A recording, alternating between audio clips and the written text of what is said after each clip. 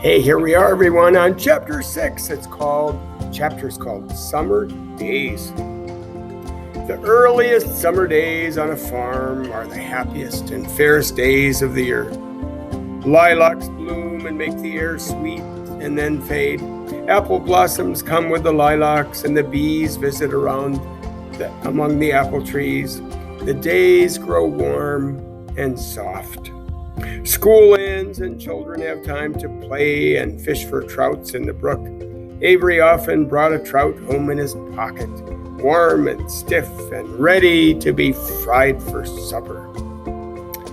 Now that school was over, Fern visited the barn almost every day to sit quietly on her stool. The animals treated her as an equal. The sheep lay calmly at her feet. And around the 1st of July, the workhorses were hitched to the mowing machine, and Mr. Zuckerman climbed into the seat and drove into the field. All morning you could hear the rattle of the machine as it went round and round while the tall grass fell down behind the cutter bar in long green swaths. Next day, if there was no thunder shower, all hands would help rake and pitch the hay, and the hay would be loaded to the barn in the high hay wagon, with Fern and Avery riding at the top of the load. And then the hay would be hoisted sweet and warm into the big loft until the whole barn seemed like a wonderful bed of timothy and clover. It was fine to jump in and perfect to hide in, and sometimes Avery would find a little grass snake in the hay and would add it to the other things in his pocket. Early summer days are a jubilee time for birds. In the fields, around the house, in the barn, in the woods, in the swamp, everywhere. Love and songs and nests and eggs. From the edge of the woods, the white-throated sparrow, which must come all the way from Boston, calls, "Oh, Peabody, Peabody, Peabody." And on an apple bough, the phoebe teeters and wags its tail and says, "Phoebe, Phoebe." The song sparrow, who knows how brief and lovely life is, says, "Sweet, sweet, sweet interlude, sweet, sweet, sweet interlude." And if you enter the barn, the swallows swoop down from their nests and scold, "Cheeky, cheeky," they say.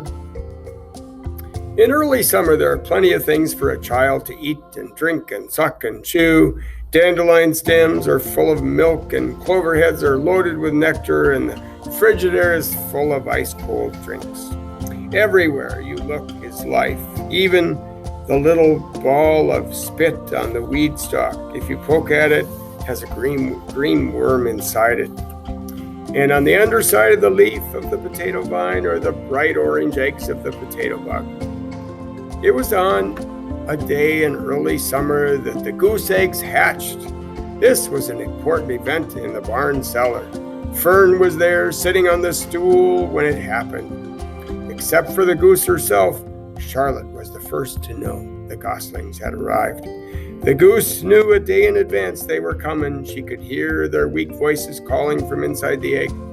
She knew they were in a desperately cramped position inside the shell and were most anxious to break through and get out. She sat quite still and talked less than usual. When the first gosling poked its gray-green head through the goose's feathers and looked around, Charlotte spied it and made the announcement.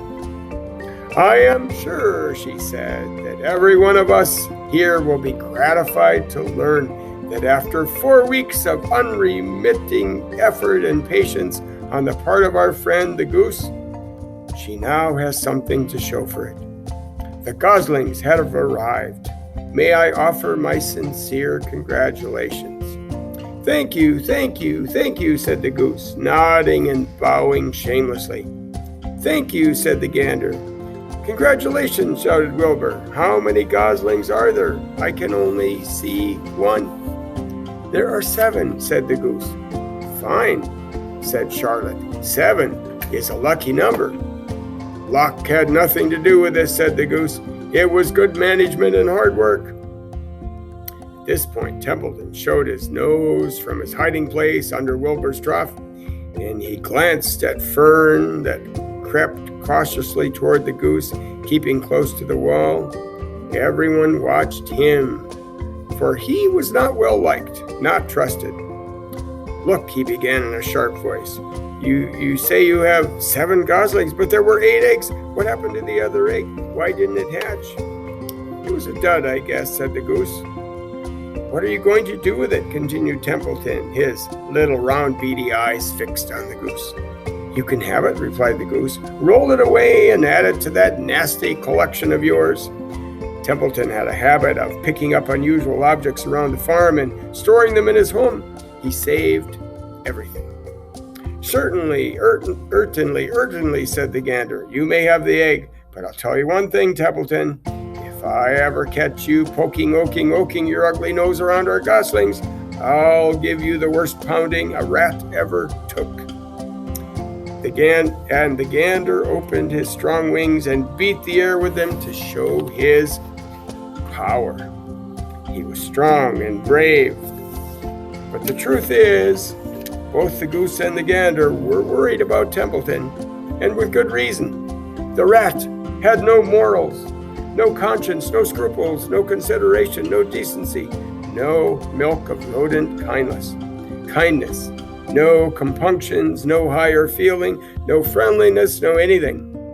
He would kill a gosling if he could get away with it. The goose knew that. Everybody knew that. With her broad bill, the goose pushed the unhatched egg out of the nest, and the entire company watched in disgust while the rat rolled it away. Even Wilbur, who could eat almost anything, was appalled. "Imagine wanting a junky old rotten egg," he muttered. "A rat is a rat," said Charlotte. She laughed, a tinkling little laugh.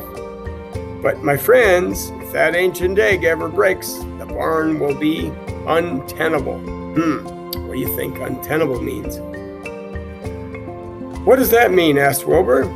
"It means that no one will be able to live here on account of the smell. A rotten egg is a regular stink bomb."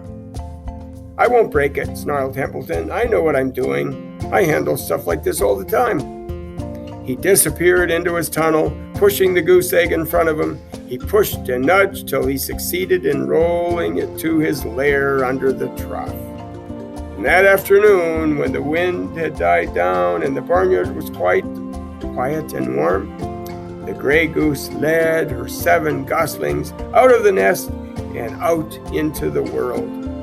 Mr. Zuckerman spied them when he came with Wilbur's supper.